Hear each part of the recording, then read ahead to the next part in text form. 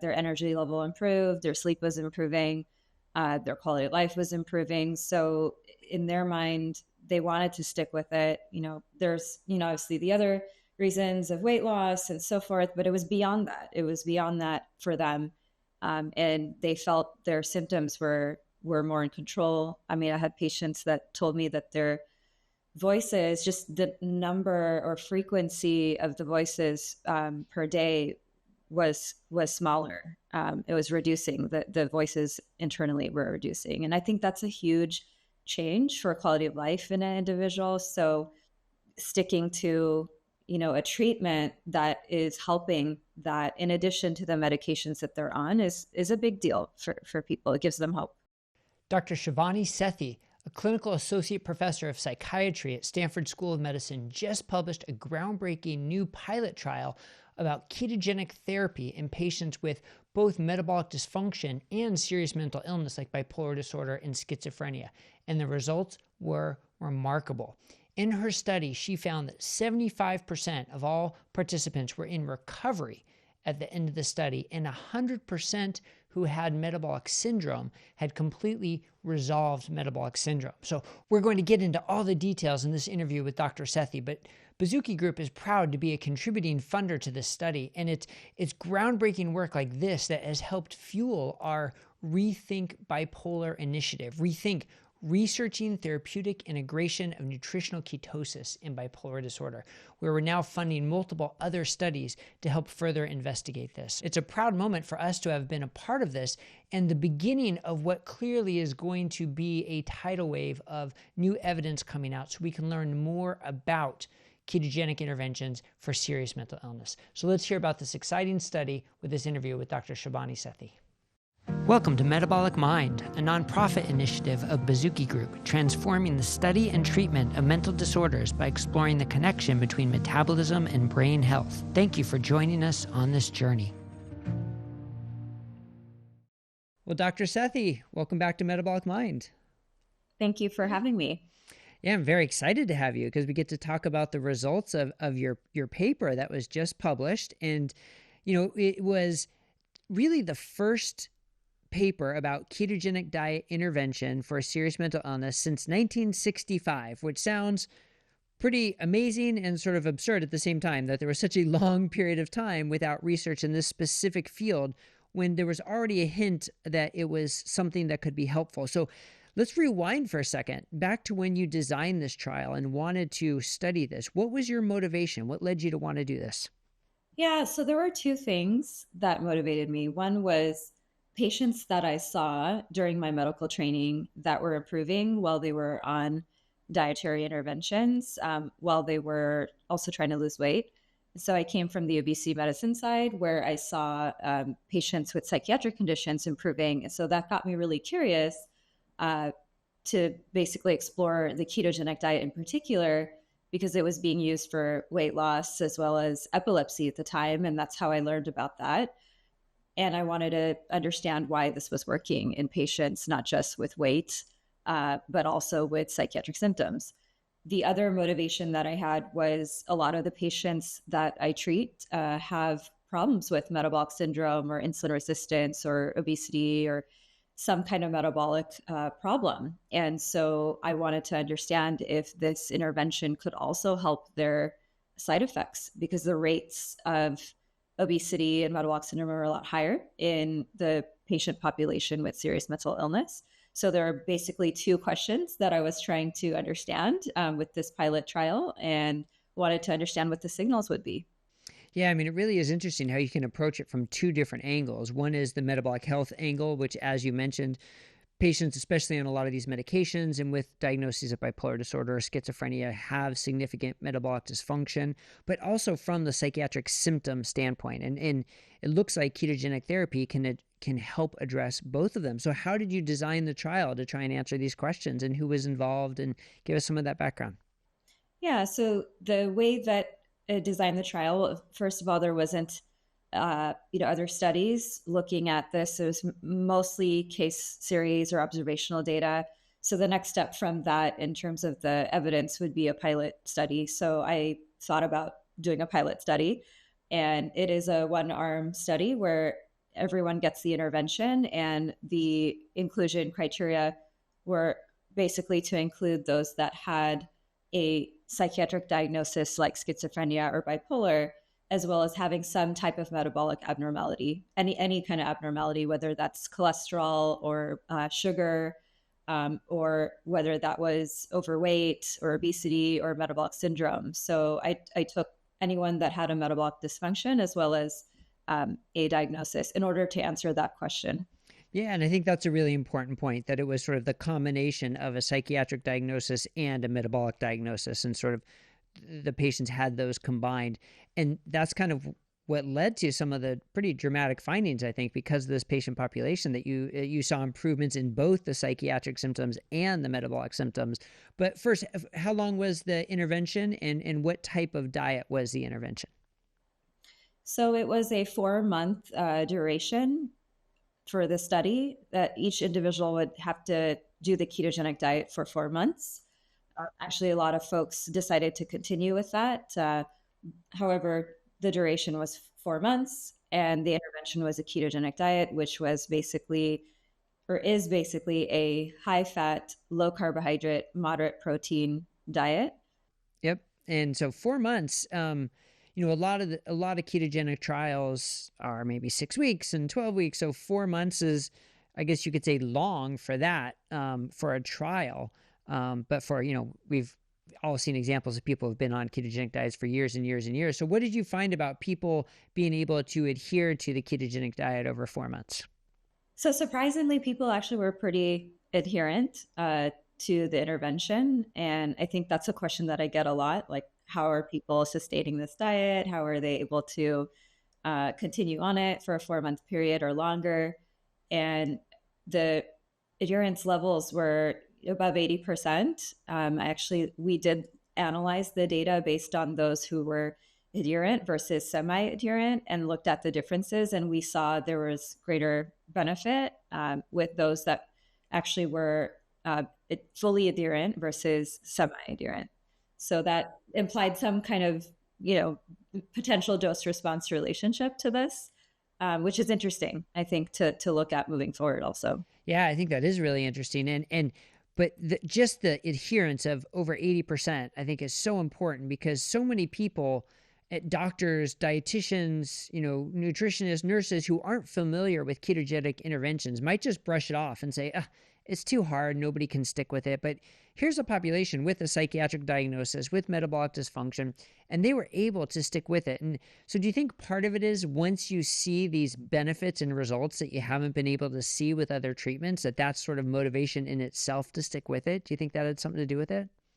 Absolutely. I think that was definitely part of the motivation. When people are seeing, several patients of mine had shared that their energy level improved, their sleep was improving, their quality of life was improving. So in their mind, they wanted to stick with it. There's, obviously the other reasons of weight loss and so forth, but it was beyond that. It was beyond that for them. And they felt their symptoms were more in control. I mean, I had patients that told me that their voices, just the number or frequency of the voices per day was smaller. It was reducing. The voices internally were reducing. And I think that's a huge change for quality of life in an individual. So sticking to, a treatment that is helping that, in addition to the medications that they're on, is a big deal for people. It gives them hope. And that's a great point. In addition to the medications that they were on. So first off, these weren't new diagnoses on no treatment. Like, they had all been treated with standard of care medications and still were not improving the way they wanted. But two, just because they were starting the ketogenic intervention didn't mean they could stop all their medications. It was an adjunctive treatment, which I think is a really important point. But did that sort of surprise you? Well, we'll get to the results in a second, but obviously the results were very positive. But did it surprise you that there were such positive results in a group of patients who had already been treated with standard of care medications for so long? That's a good question. I don't know that I was completely surprised, and that's because I have seen that during residency training as well as in medical school. I had seen patients improve. on this intervention. So to me, this wasn't a complete shock. But what did, to some level surprise me was just even the amount of paranoia or delusions that, a patient with schizophrenia would have, and then tell me that there's a change. I on one hand, a part of me was surprised, but pleasantly surprised and very happy for that individual. So, and again, this doesn't necessarily, it may not be a treatment that's going to work for everyone, but if quality of life is being improved in an individual, that's a big deal to any clinician. When we see that, we're very happy because that's what we're treating at the end of the day. So medications can maybe, help on some level with symptoms, and maybe this intervention is also providing additional help on top of that. And so there's just more tools in the toolbox, is how I think about it. And we're really treating the quality of life of the individual. And that's what we want to do. Yeah, such an important point. We're not treating one lab value or one symptom. We're treating the patient, and the patient's quality of life is so important. So without bearing the lead too much, I mean, the results as advertised in the press release and in the paper are 75% of the patients were in recovery, with 100% of the adherent patients in recovery. So what does that mean, in recovery? I mean, that sounds so amazing and so dramatic. So what we used to measure the outcomes for psychiatric outcomes was something called CGI, which is Clinical Global Impression Scale. And that we have categories of recovery, symptomatic or recovery or recovering. And so the idea behind that percent of 75%, when we look at the end result, there's 75% overall that are in that recovered state. One way to also look at it is that if there was at least 1 point change in the CGI, meaning 1 point improvement in that scale, that is clinically meaningful to us. And so if we just looked at that, 79% of the cohort actually had that improvement of 1 point change. If we look at the adherent group specifically, all of those individuals ended up in a recovered state by the end of that 4 months. And, if I look at other psychiatric measures, quality of life improved, sleep improved, PHQ-9, GAD, we measured that too. BPRS is a symptom scale also for schizophrenia in particular, and that had a 33% improvement. So we tried to look at, even though numbers are small, we tried to look at schizophrenia versus bipolar with different scales, and we still saw improvement on both ends. And then we looked at CGI, which works for both, and we saw improvements there. So metabolically, there were also big changes, which was encouraging. And we saw everyone that had metabolic syndrome at start, which was 30% of the cohort, ended up having reversal of metabolic syndrome by end of month 4. So that is 100% reversal. It is a small number, of course, but it is meaningful, clinically to see that. And we also looked at visceral fat. So visceral fat reduction was 36% with the adherent group. And weight was 12% loss. BMI was also 12% loss. Waist circumference, 13%.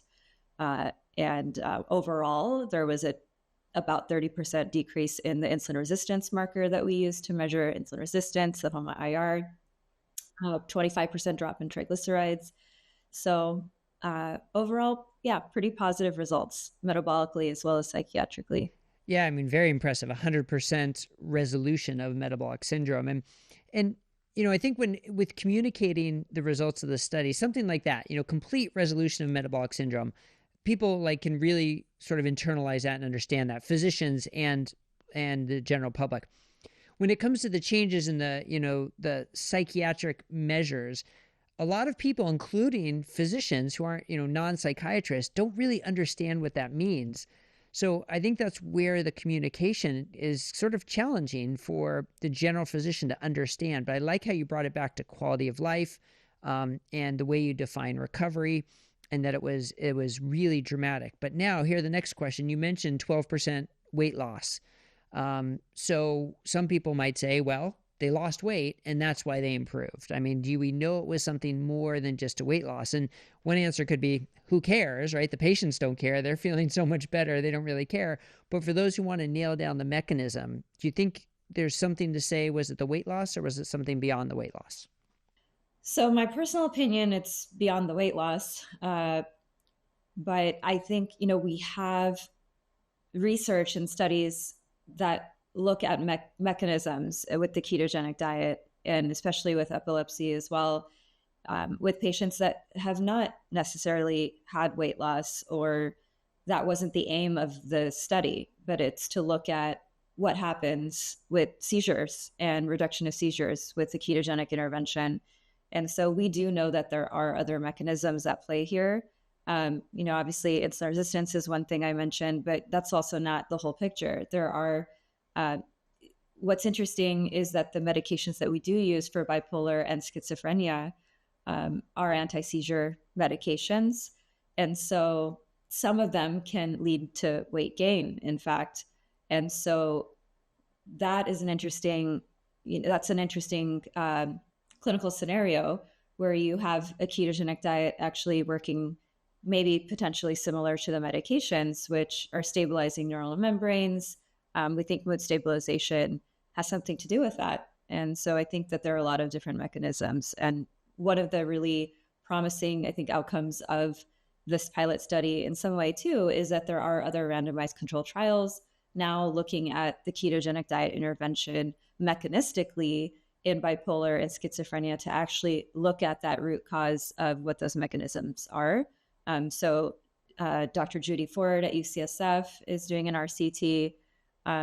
Dr. Carlo Longitano is doing an RCT as well. And yes, it is really exciting that, your research seems to have spurred, so many other studies popping up. And like you mentioned, RCTs, whether, in Australia and at McLean, at UCSF and at University of Pittsburgh. There's so many randomized controlled trials now. And that's sort of the progression of research. Like you said, it started with case reports and then the pilot study and then grows from there.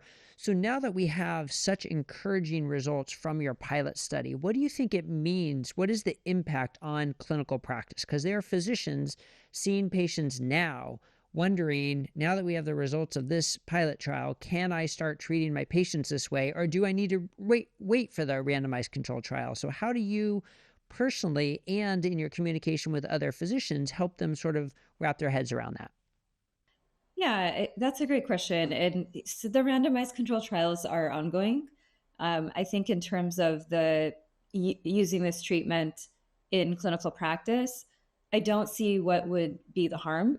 We actually looked at side effects in the study as well. And every single visit, we screened for side effects to see what came up over the course of the 4 months. And I've also been treating patients for many, many years with this intervention. And I'm not concerned necessarily for harm with patients. It has to be done correctly, of course, and it has to be done in the right population, and they need to be monitored. And so I do think that clinically it can be done, but it has to be done with folks that are well-versed in ketogenic approaches, or also just understanding metabolic medicine. I do maybe have a bias that some of that training is also very useful. And, with obesity medicine background, I think that also comes to play, where I do feel like that is very helpful for the patient to have, different options as well for treating their metabolic dysfunction. Yeah, and you mentioned that you monitored for side effects and adverse effects. And I saw your presentation at ISBD, and I really like how you mentioned there was a small increase in LDL, but an overall reduction in calculated cardiovascular risk. So that's a big one that I like to talk about and want everybody to know about, that even a small increase in LDL does not necessarily mean increased cardiac risk. So what were some of the other side effects and adverse effects you monitored for, and what did you see? Yeah, great point, Bret. As a cardiologist, I love that you pointed that out.